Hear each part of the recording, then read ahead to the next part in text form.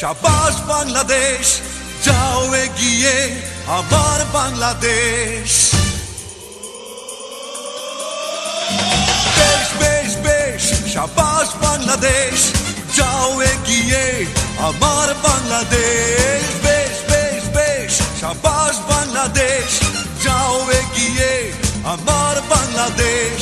তাক দিনা দিন দিন দিন না, প্রাণ মনে লড়ে যা, জয় হবে নিশ্চিত, দুঃখ ভুলে যা। তাক দিনা দিন দিন দিন ধাম, প্রাণ মনে লড়ে যা, জয় হবে নিশ্চিত, দুঃখ ভুলে যা। বেশ বেশ বেশ শাবাশ বাংলাদেশ, যাও এগিয়ে আমার বাংলাদেশ।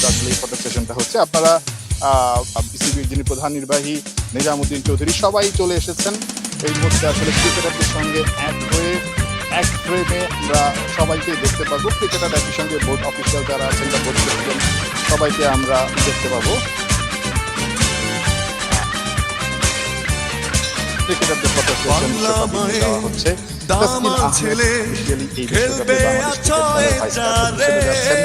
তবে তিনি আসলে প্রথম ম্যাচ খেলতে যথেষ্ট অনিশ্চয়তা এখন আছে, খুব সম্ভবত তিনি খেলতে পারবেন না। সবচেয়ে বড় কথা, বিশ্বকাপের আগে যে একটা সিরিজ আছে সেই সিরিজে তিনি খেলতেই পারবেন না। বিশ্বকাপের প্রথম একটা কিংবা দুটো ম্যাচ হয়তো তবে সবকিছু করতে ওখানে যাওয়ার পর সেশন থাকবে বা চিকিৎসকদেরকে দেখানোর পর আসলে তিনি তার প্রক্রিয়া কিভাবে শুরু হবে আসলে ফিরে আসতে পারে সেটার উপর অনেকটা তবে এর বাইরে দুজন স্ট্যান্ড বাই ক্রিকেটার হিসেবে যাচ্ছেন আফিফ হোসেন এবং হাসান মাহমুদ।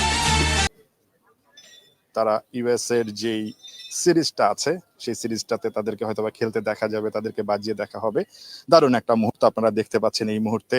সবাই একটা ফ্রেমে, বোর্ড প্রেসিডেন্ট, ক্রিকেট অপারেশনস কমিটির চেয়ারম্যান, বিসিবির সিইও, একই সঙ্গে 15 জনের স্কোয়াডের সব ক্রিকেটার,